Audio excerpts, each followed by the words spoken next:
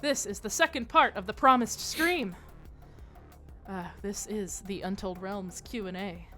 This is where you ask us shit about the UR streams, either Path of Destruction or Rise of Vestia, or just the shorts that are on YouTube.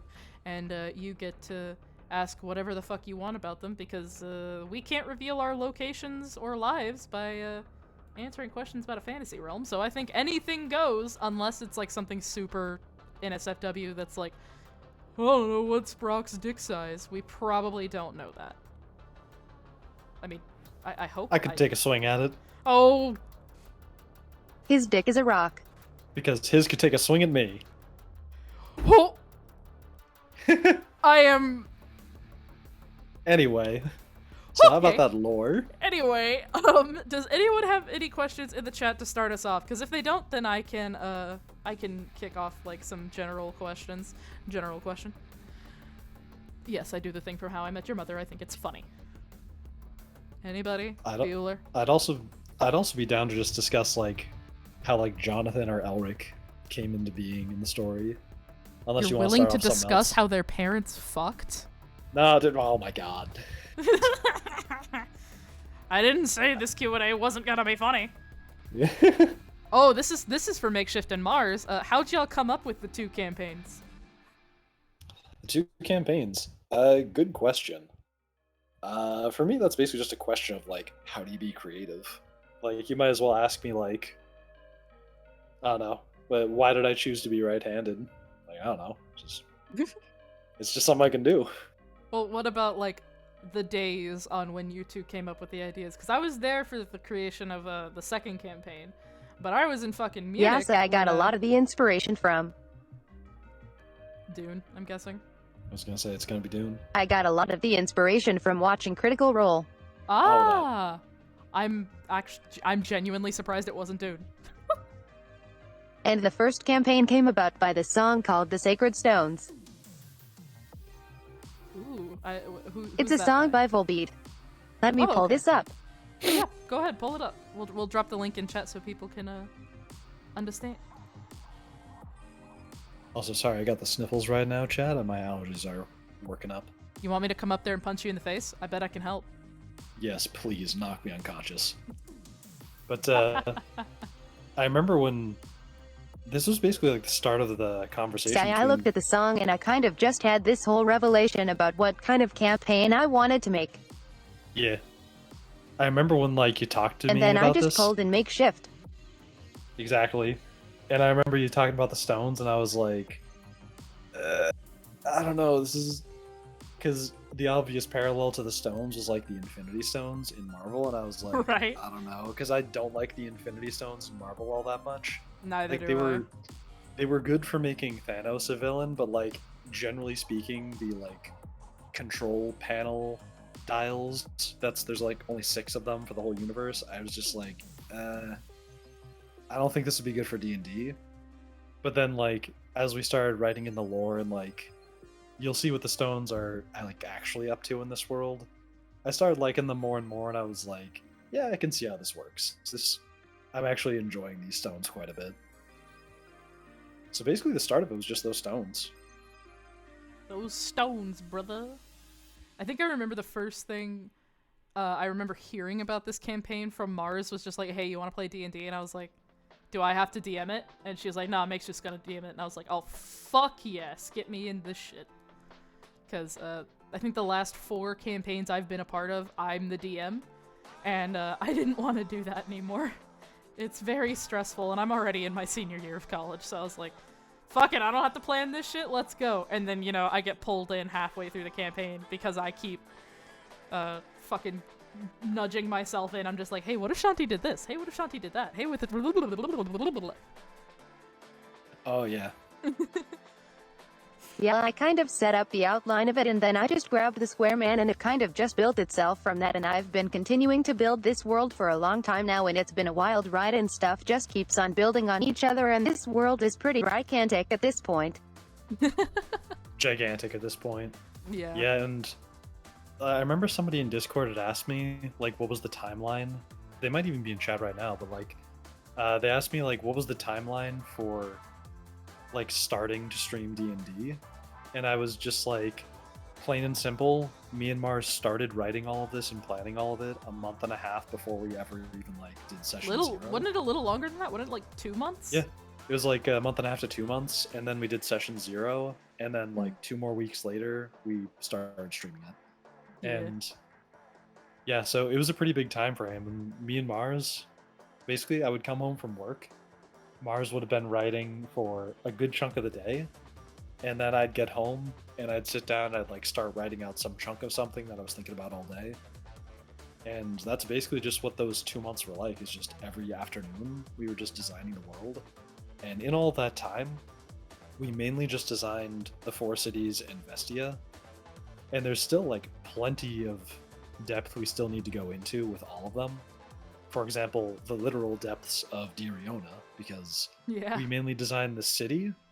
I have yet to design the whole area that it's currently digging into, because I've kind of sort of based that area loosely off of Maiden Abyss. So I'm so excited. it's a lot fucking love it's a Maiden lot Abyss. deeper. Fucking Yeah. love Maiden Abyss. It's so good. Suki asks, will there be any more spin-offs? Go back to answer the Wolfman. Yes. I answered the The blue Wolfman? floof. Oh yeah. Will there be any more spin-offs? I'm not in charge of that, so Makeshift Mars, that's y'all. I mean, the first one being Path of Destruction, I'm already having a ton of fun with. Yes, I have a Mars. lot of stuff planned. I have stuff planned for a whole nother world within this universe and another bunch of campaigns within this world. Yeah, Mars has like so much planned out. Like Mars it's not even funny. Weren't you literally homebrewing an entire class today? Yep. I'm looking at the document. We are doing multiple classes. Jesus Yeah. Christ. I'm gonna have to learn all new classes. But to be fair, I don't even know the Blood Hunter class, so Yeah. yeah. They need a little balancing, but they're in the early stages right now. Everything needs a little balancing, including some of Makeshift's villains. Yeah. I gotta like scratch my head because there we go. Okay. Anyway, if there like, we'll answer questions as they pop up in chat, but if there is no questions going on in chat, I'm gonna start asking questions. Oh, So I'm gonna start asking a question. Makeshift, I think you know what I'm gonna ask, brother. oh. I'm not sure. Tell us about Elric. Elric. Tell us about him. So Elric, he was kind of my like favorite part of the campaign around session 3, because I was really excited to like introduce this character I play from time to time. And basically his origin is a spell called Spike Growth. And during a campaign I played in with my personal friends, I remember one time we were against some troll, and I was playing a Circle of Mutation, or no, a Circle of Mountain Druid. And the boss was like a huge tank, but it was really dumb. It had low wisdom. It marches towards us. I cast Spike Growth on a bridge, and it melts that boss. And the moment it was able to do that, I was like in love with using Spike Growth and Mountain Druids. I was like, I have the power of God and anime in these hands, and you're gonna catch them. Oh god. So that character was like some hunched, like I described him as like this sort of nerdy looking stowaway character who like arrived in new lands on a ship, and he had like bad scoliosis, so he had a hunch all the time. And his name was like Sullivan or something like that, and we were playing a sort of grimdark campaign. But that just kind of evolved into like, what if I just like lean into that mountain druid archetype? And that's sort of like his origin. But in the campaign, he's basically the closest thing the campaign could have gotten to a main antagonist, because I planned for him to actually be the villain of the story in a lot of ways, because he's really just supposed to like keep balance in things because he's a druid and he's meant to be like the most powerful one. So I was like, oh, if they like piss him off, like I gotta make sure he doesn't just like kill all of them. And then he's gonna like run off and start doing. He was also gonna be like the first character who starts like majorly affecting the world in his own way. It's almost like he had his own campaign going on. And if he intersected with the party, it would have like rewritten the story in ways, and I would have had to be like, okay, so he can't do this because he ran into the party and they kind of like interrupted his plan. So now I have to make him go do this and this. So he was supposed to be a reoccurring villain in like one version of the story, but because one character had like a personal connection to him, he was more willing to talk things out, and the party didn't immediately attack him. So he was like, okay, let's talk, let's find out what's going on, and the rest is history. Ha! Gay! I don't know why I said that. I'm so fucking tired. I have another question about him though. Why the fuck did you let me romance him with Shanti? Oh, because I was just like, yeah, sure. I just remember Your whole 'cause- attitude was just fuck it, why not? so yeah, sure. Like, I was playing around with the idea of like, should I have my NPCs be like romanceable or do stuff with that? And I was like, yeah, Elric would be a good candidate. Like, he has like the emotional vulnerability. If there's a character who has like similar trauma to him, it would kind of make sense. And I am interested to see like how that's going to evolve through the story. By the way, Chad, there has been a bit of foreshadowing, and it's as simple as like one character making eye contact with one other character a few times now. So if you've been paying attention, you'll know where the story is going just based on what one character has been described looking at. You'll see. I love every time Makeshift foreshadows something, he leans into the mic and just goes, "That's foreshadowing, chat." Suki asks if we will consider doing a Werewolf of the Apocalypse campaign. Werewolf of the Apocalypse? Do you mean like in Vampire the Masquerade? I don't know, man. I don't even know what Werewolf the Apocalypse is. I know 4 TTRPGs, and that's Dungeons and Dragons, Cyberpunk, So I Werewolf have the no idea Masquerade. what it is, but I have my opinions on different tabletop games. Mars doesn't like it when she can't understand the rules. Yes. She That's don't a whole, like it. That's a whole other thing, though. Oh, so yeah, Vampire the Masquerade. I but, don't know, like, I don't like it when I can't physically manipulate, didn't make the lure of it. You can Yeah, physically manipulate I'm gonna get into this. We'll I talk like to about make that my later. own entire universe. Do it right now. You can We'll talk manipulate. about it later. No, I want to do it right now. Okay. You can manipulate Vampire the Masquerade. The clans are only there to give you a stepping stool. They're not actual, like, you must be in this clan the entire time, and if you do not follow exactly as it is in the book, we will jump out of your Then closet give me and 2 stab you. months to make my entire Vampire the Masquerade universe. Okay. I'm alright with Word. this. I'm fucking So- alright with this. Okay, I'll stop now. This is actually a good talking point because among all the tabletop games, Dungeons and Dragons 5th Edition is technically my least favorite. Because my current favorite is one called Mothership, which is a tabletop. It's like a horror TTRPG, but it's like cyberpunk styled. So it's like more space than cyberpunk and more horror than cyberpunk. But it's also much faster combat. And one noteworthy thing about most other TTRPGs, specifically Vampire the Masquerade and Mothership, is that when you're making a character in those, you more so want to think about, especially in Vampire the Masquerade, you first think about a character, and then you kind of think about what they're like, the things they do, their life story, and then you make a character sheet that kind of like describes them. Whereas in Dungeons and Dragons, when you're making the character sheet, it's almost like the reverse. It's like you're making a build for a video game where it's like, I have this much wisdom, I can do this much damage to these spells, this much strength, I can use these features, I can maximize my damage. Yeah. Whereas it's like, in Vampire the Masquerade, it's like, my character has done all these things in life, they can do all this stuff, and they're really To be skilled. honest, I only approach Dungeons and Dragons as a storytelling medium, and I focus a lot more on the storytelling than the character sheets and the damage and whatever. Exactly. Which I is know. why I only run combat like once in the session. So yeah, and then so like in Dungeons and Dragons, you're like building for stats. In Vampire the Masquerade, you're basically just using the sheet to put numbers to your personality. You're not really making a build, you're just describing your character, Yeah. and it's like easy memorization. Once I figured out the VTM character sheet, it was really easy to fill out. Yeah. which is kind of a good thing. Yeah. But I like this mothership though. That sounds like fun. I want to make cyberpunk hottie. oh hell yeah! Eventually, I will make my entirely own tabletop RPG. Hell yeah. I'll play it. Which will be quite Bye, an at undertaking. Ghost. Have a wonderful rest of your night. I genuinely cannot pronounce this person's name and I feel really bad. So Eletheus! Where did Path of Destruction come from? You guys develop it all yourself. I'll be real honest here. I know exactly where it came from. I showed them a drawing I did of Mania back like a year and a half ago. And they went, ooh, hot tiefling woman. Let's figure out what we can do with her. Basically.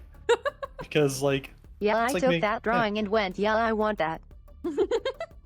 It's like making a fire, you know? You need, like, a spark, you need some kindling, you need some fuel to Then go I just under it. sort of went, what if we all did a villain campaign? Exactly. Because I All was the- like, all the yeah, she's components. bloodthirsty. And then I had to make a premise for that. Yeah. Yeah, and they then really I took did some go cocaine crush and me, some mommy. LSD. LSD. Yes, Mars. But that was an ordinary weekend for you. Mars does not do drugs. I'm just gonna put that out there for Twitch to know. Mars does not do drugs. All of my best ideas come from that. Okay. That's a joke. Don't worry. It's a joke. It's a joke. It's a fucking joke. But yeah, no. They essentially went, crush me, mommy. Let's get her in this shit. But yeah, that was basically it. Was like, we were like, oh, you have this cool character, and I'm like, wait, I also wanted Elric to be the villain. Why don't we still do that? Not gonna lie, like- I'm gonna be totally fucking honest here.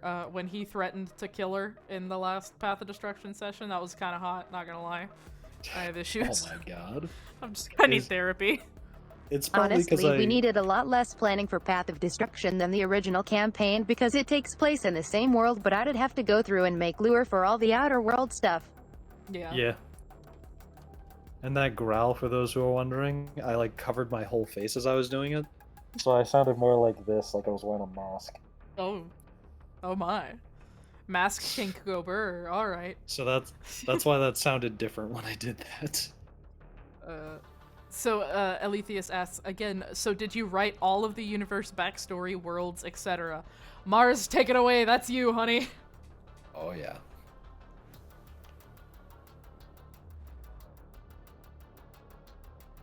Show current. Okay, so there is currently 2 worlds that I have the lure that I have built so far, and that is Galamora and Asctuon. Astion. And there is like 5 other worlds that I have to go through and figure out what I want to do with those. And those are all in the same universe. I know a Yep. little bit of what's coming out of that brain of hers, but not a So lot. we are visiting another world in the next ACT. Ah, yes, that's right. In the next act, we are visiting another world. And I am scared.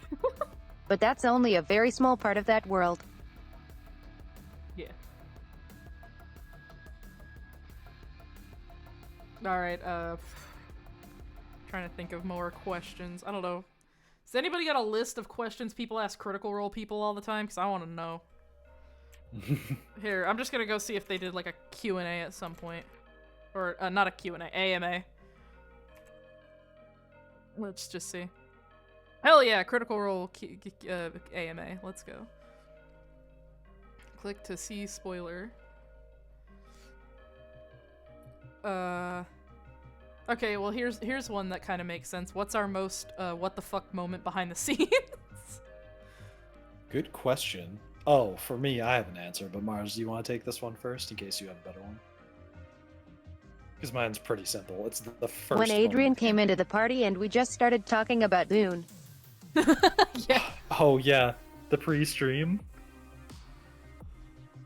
Yeah, the pre-stream when he was visiting me for a bit and he just jumped on and for 20 minutes he and her talked about Dune.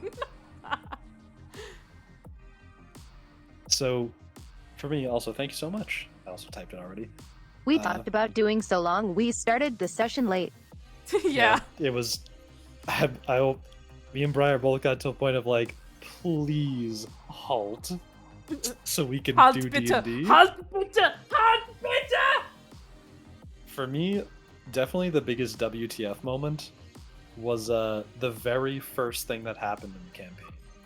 So, a little known fact about the campaign, we did a session 0. And the session 0 was just to make sure we iron out all the creases and make sure there's no glaring problems with us like streaming this. And then after that, basically dry run, we were going to actually stream it.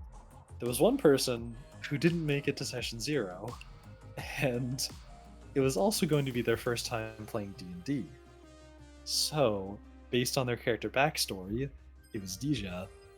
I needed her to be the one to start off the whole session because I had this whole plan for how all 3 of these branches were going to converge. And I was like, okay, I need to make this work. So I have to start with her, and I have to start her outside of the city. I start her on a bridge. I'm like, a whole city appears in front of you. And I was like, okay, now everybody in the audience is going to understand, like, this is a city that can teleport. It's like the horizon was just a regular horizon, then bam, there's a city there. And then I'm like, yep, the carts start moving around you, and they're all, picking up and starting to move forward. What do you do?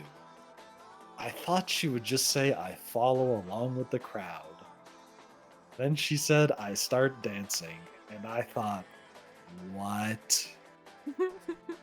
I did not plan for She dances this. every chance he gets. It really does. It's the fact that it was the first thing to occur that I was like, everybody around you sees that, and they're like, yeah, party's already starting. And they start like dancing along a little bit, people getting in high spirits. So that was entirely improv in that moment. Just like a certain NPC that the entire party seems to love. Hocus Crocus? No, he was planned. Salamancer? Jonathan. I'm talking about Jonathan! I created Jonathan. Literally, Mars created Jonathan when I was like, I literally just used a voice that was like, I don't know, she'd probably have some sort of like timid to be interacting with her assistant, so I was like, yes, hi, Miss Sneed. Everything seems in order and everything's alright. I just gave him a voice like he was nervous. And Mars was like, your name's Jonathan, right? And I was like, fuck it, yeah. His Fucking name's why not? Jonathan, sure.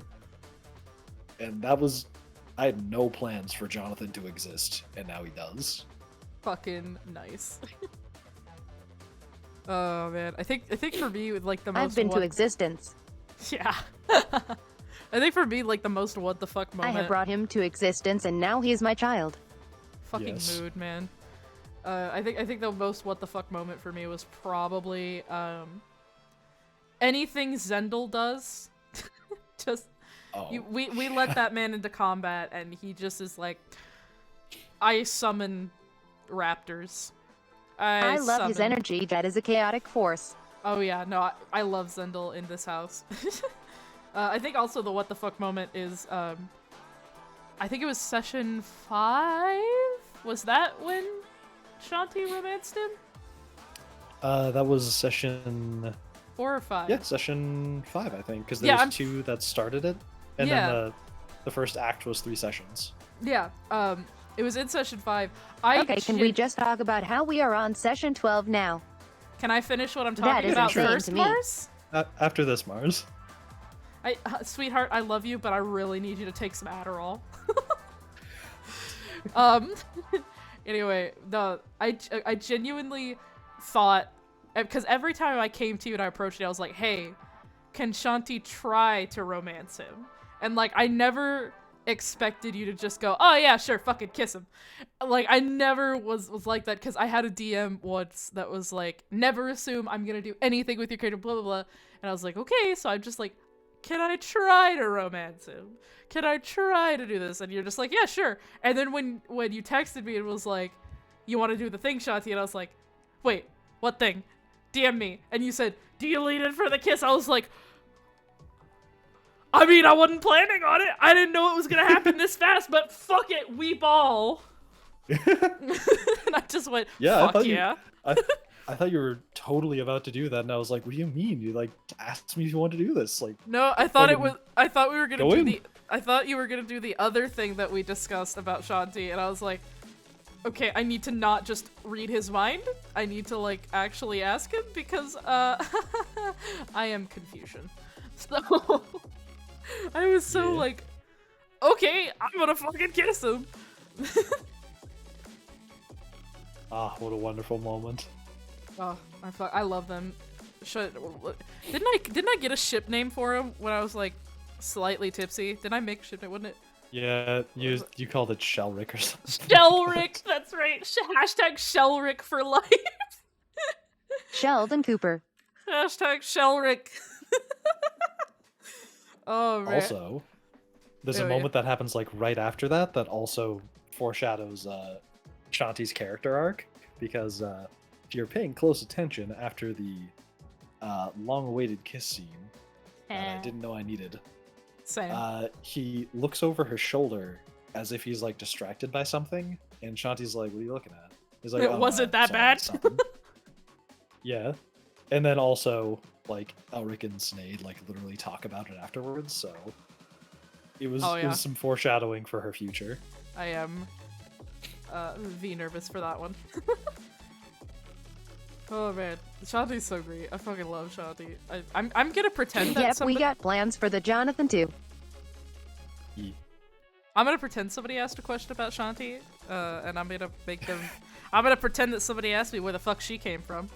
I had a dream, and that's where she came from. I had a dream about a woman in like. I don't remember what show it was, or if I just made this shit up, but it was like pool of water reflecting night sky, and it was just woman walking on pool of water, and she was very pretty. She was a pretty woman. So I was like, pretty woman, and then I saw what a Kalishtar was, and I was like, pretty woman in dream. Ah.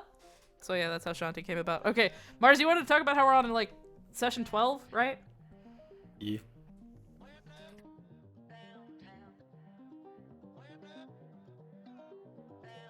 Saying that is insane. What it feels like we just started this.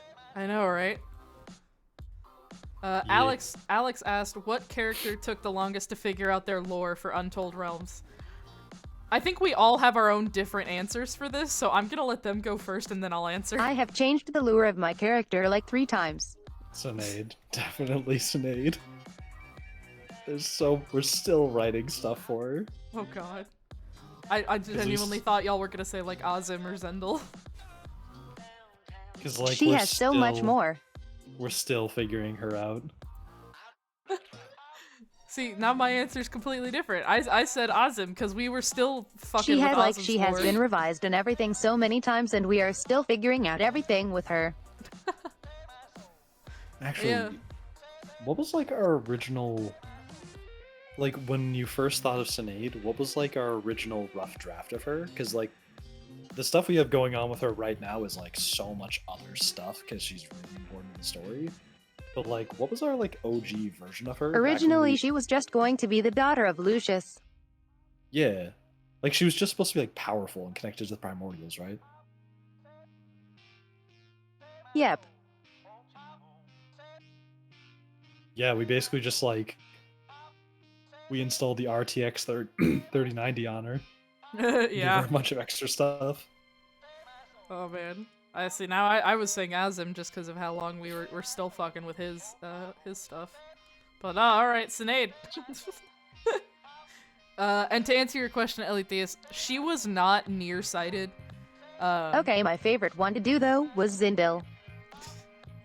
I will get to that in a second. And we haven't even done him yet. Yeah. Mars, I love you, but I swear to God, I'm gonna break your fingers off. Shanti was not nearsighted until like I actually started putting together her character sheet. She was not nearsighted, but then I was like, you know what?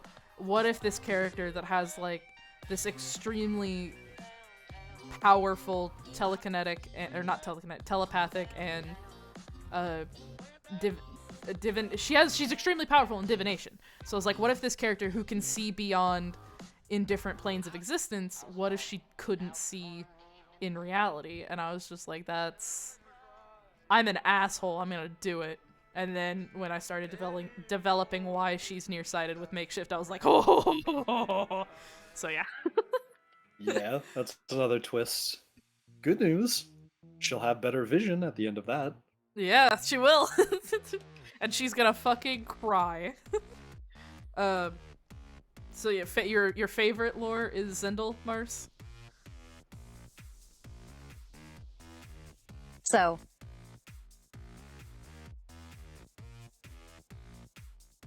yeah, we haven't even revealed his whole thing yet. But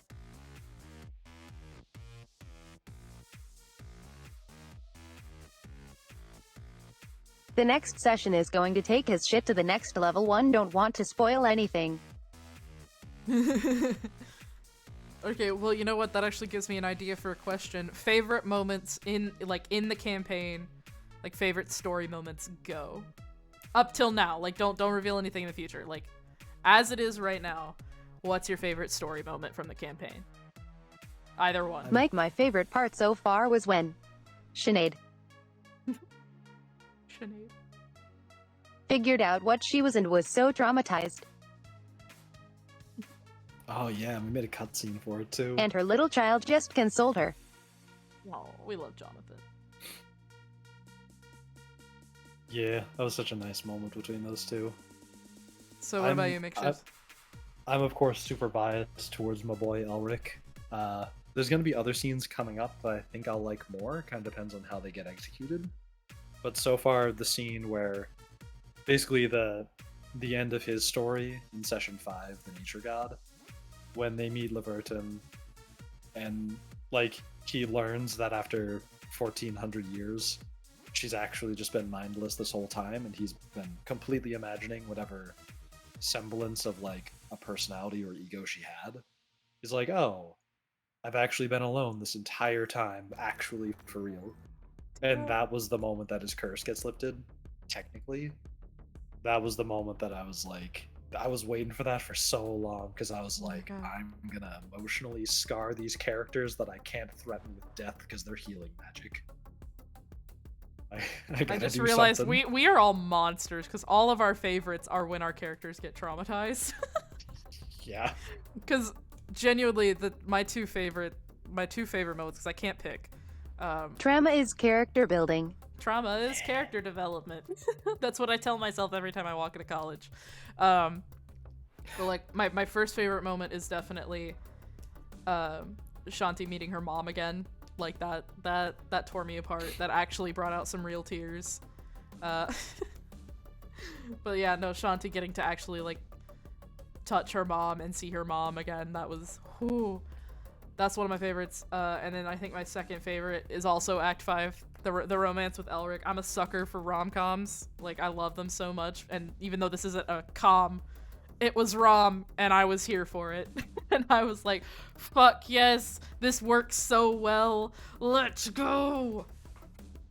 Y'all have Yeah. no idea how well that is going to like work out. I'm so excited. Like I wish that we did D&D every week all week, and that's the only thing I did, cuz damn, this story is just fucking insane. Like I didn't expect to like it as much as I did, cuz honestly my attitude at D&D when we first started was just like, it's this thing that I'm playing. Like I started a whole club about it that went through hell, and I was just like, fuck, I don't really like I'll play it because like I enjoy the people we're playing with, and it's just a fun little thing, you know. We'll probably, you know, disband like every other D&D Did you group doubt does. my world building powers? No, Mars, I did not doubt your world building powers. I doubted the ability of people to make it and like come through. But then like we actually started doing it, and I was like, I am so fucking invested. I held a knife to their throats. Yeah, she really did. But Accurate. no, she fucking I'm so into this. Like I go to sleep at night and I'm thinking about what can I do with Mania in the next Path of Destruction? What is Shanti gonna do? Like I'm literally writing fucking one-shot fan fictions about our own fucking D&D game. They're really good. I like them. Thank you. Oh my god. Thank you. Oh yeah, this campaign really did like touch me in a special place. Ooh woo. It really did reignite my love for tabletop RPGs. Cause damn, I love this shit. Can I not drop my pen? That would be wonderful. You want to make chibi keychains of y'all? Alex, DM me. DM me, Alex. I get DM me. Let's work this out. Come on, let's work this out, Alex. Come on. Oh hell yeah!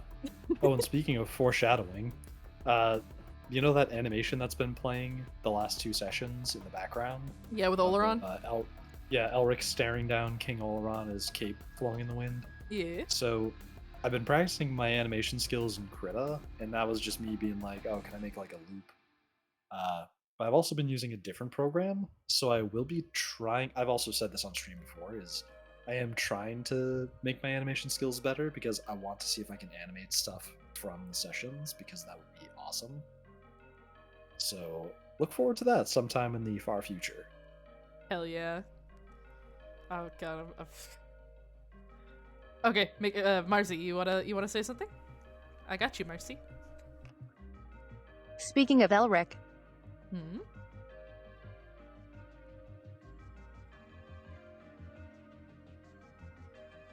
I'm also drinking water over here. Gotta put my glasses on. in the future coming Path of Destruction, we are going to get more into both Elric and Kara and kind of their relationship together and how that works. Fuck yeah. Yeah. I love how Kara just shows up and is just like, hey, how you doing? I'm the new god of mischief. And he's just like, oh, fuck. Like, ah, cool. Fucking Christ. And now there's just a fucking bird. The car release. Oh, and Get the leash. The Kara leash. yeah, what he tried to ask Interna for, and she was like, nah, fam, that ain't happening. Like, Interna, will it work? No. In that scene, Interna was actually foreshadowing. I have to go back and re-listen to what I said, but I was basically foreshadowing like probably like 50 or 70 hours worth of content ahead of that point in time, because I'm the DM, so I was like, oh, I could just imply that she's able to see the future by being like, oh yeah, this will make sense once you guys get to that point. Yes, sir. Hold on, I gotta hold on 1 second. Oh, it's Mars asking excuse us me. about lore again, because we Yeah. gotta schedule stuff. Yeah, I was about to ask something and I cannot remember what it was in my head. Something about Interna. No. I mean, as much as I like Interna, no.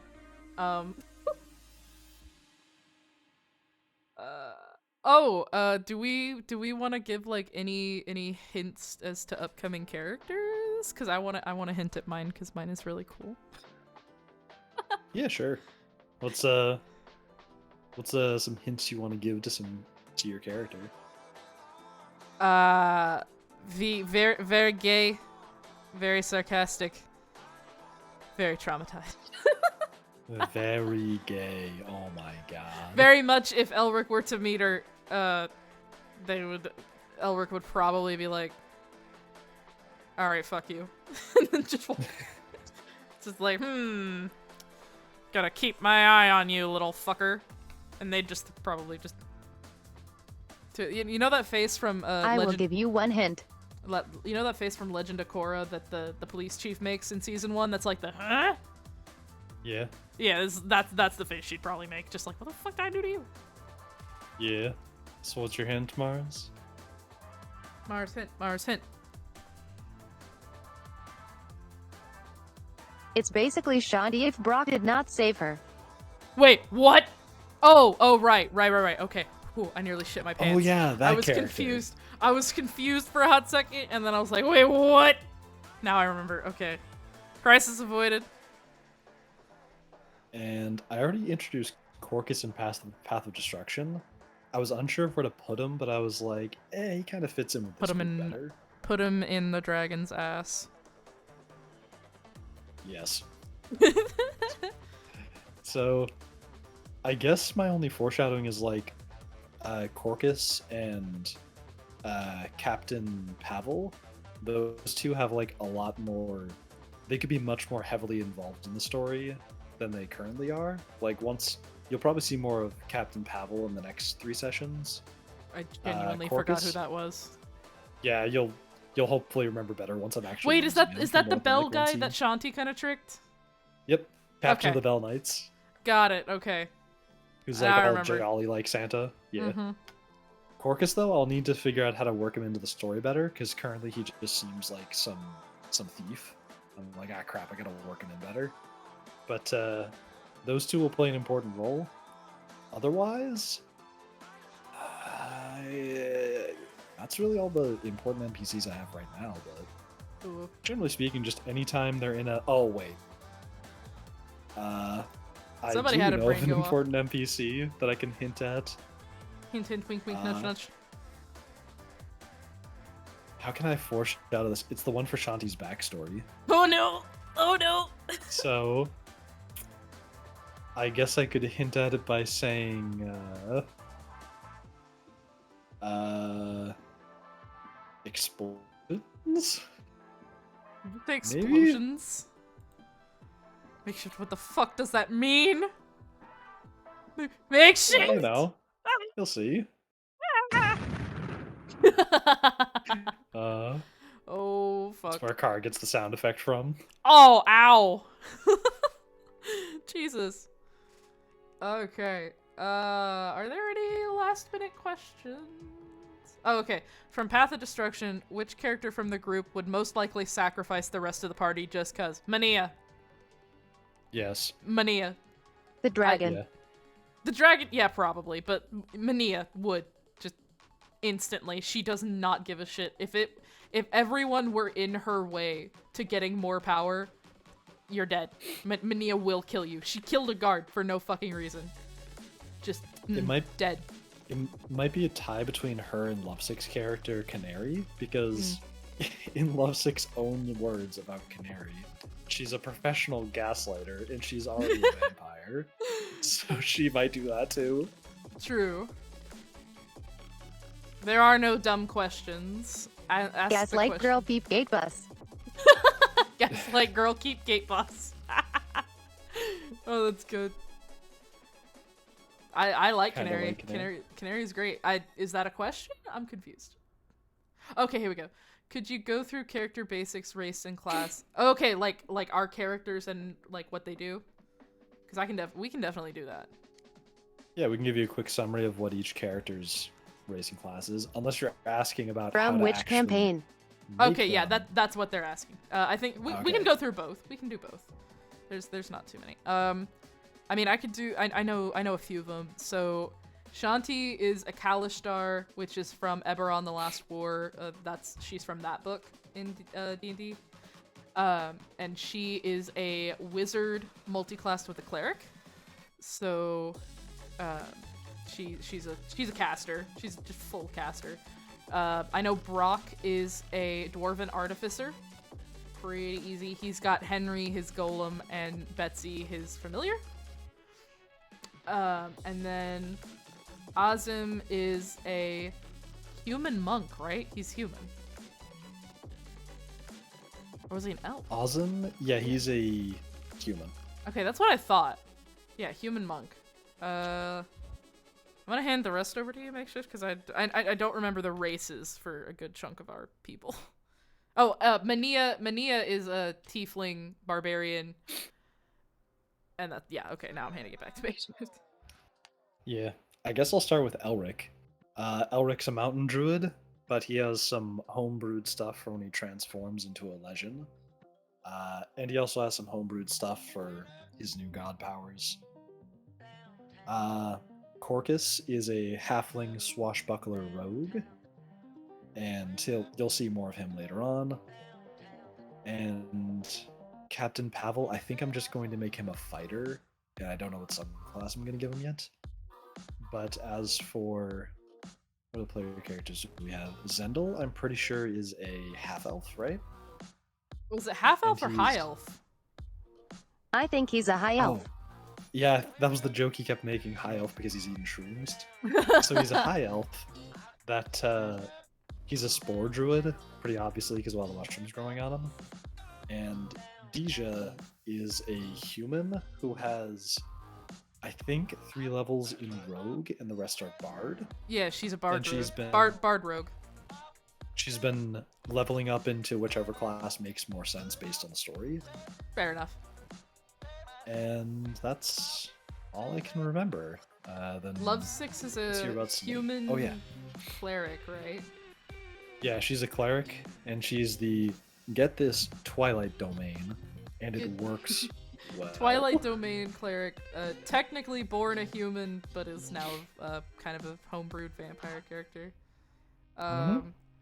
Bara is that, which is Purple's character. Bara is a half elf ranger. Yes, Half half elf elf. ranger. Or wait, no, she's a regular elf. Oh, she's just what? Okay, she's an elven ranger. I'm missing somebody, and I know. Okay, Mars, tell us about Sinead in college.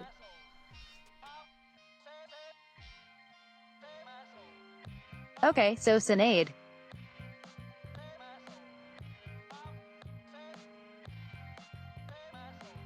She is nobody knows at this point, but if you've been following the lure,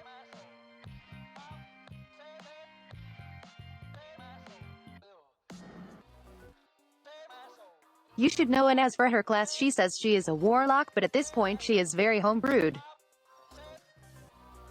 Homebrew is the best brew. As for the... she's technically a half-dragon.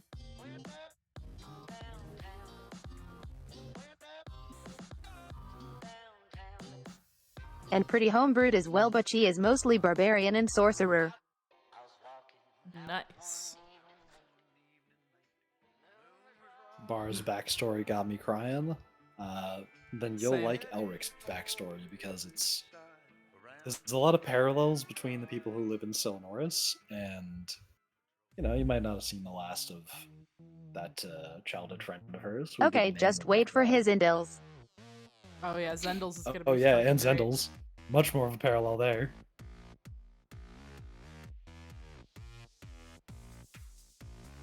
I blanked for like 2 seconds. I genuinely do not understand what just happened in my brain. Nah, Elric's the- fucking great. I love it. I love that man. I entered it. I still want to commission like art of the kiss between Shanti and Elric just because I'm that much of a fucking simp. But I need to pay for the Path of Destruction art first. Do we actually have Word. art of Elric, though? No, we do not. Like, We do just not- art of him? We do not have official art of Elric at the moment. No. We only have my drawings of like the back of his head, The back of his head. which Yeah. actually the cape flowing animation that Oleron got, I actually wanted to animate the scene where Elric and Shanti kissed, and it would have been kind of similar pose-wise. And like the cape would have been Shanti's, and then would have also had like a smaller one. But it's the front. Why do you tempt me to this? Wait, Alex, for real? For real? Bro, don't do this to me, man. For real? Fucking for real, man. I have the image of him if you want. Okay. Alex, why? Alex indulges my We simpiness. have to pay you. Alex indulges my simpness. We have to pay him. Yes. Believe me, Alex will get paid. Okay. Let's see. We are hitting. Okay, wonderful. Okay.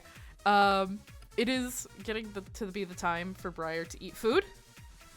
And sorry, I'm reading something here. It is. You can tell it's time for Briar to actually put some nutrients in her body because I start to forget whatever the fuck I'm doing 2 seconds after I think about doing it. So we are going to say goodnight to you all, as we also have some work to do on Untold Realms stuff. Don't think I let you people forget. Yep. Oh, Don't hi- worry. Yeah, we got a lot of work. If you put up any art, can we see, download, or buy? I own the rights to the art we have of our player characters at the moment. So like Shanti, Brock, Sinead, Azim, Kara, Zendel, and Marilla. I own the rights for that art. I do not currently own any of the rights for the Path of Destruction art that is I need to pay the artist for before they can get started on it, and I'm not going to tell the artist. It's going to be a surprise.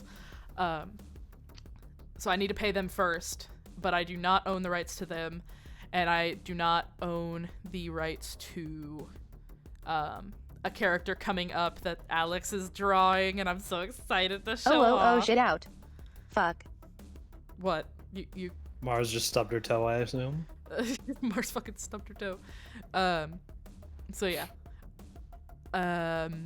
Yes, I can also pop this stream somewhere. I'll help. I fell out of my chair. Oh no. But the Send camera can help. still see your mouth. We're gonna go help Mars. And we're gonna put food in Briar's body and work more on Untold Realms stuff because I love Untold Realms and we have some stuff to do before I fuck off to my hometown for a bit. Hi, Laura. I'm glad you could pop in and say hi. Hi, Laura. I'm so sorry that you jumped in right here at the end. Hi, Laura. All right. Thank you so much for joining me on the karaoke and lore Q&A stream. I had a wonderful time even though I was hella fucking nervous. Thank you all for coming out. Have a wonderful evening, a wonderful morning, a wonderful time zone wherever you are. Don't do anything I wouldn't do, and if you do, don't get caught. Good night, and have a wonderful one. Say good night, everybody. Good night. Good Say night, goodnight. everybody. There you go, Marcy. Bye-bye.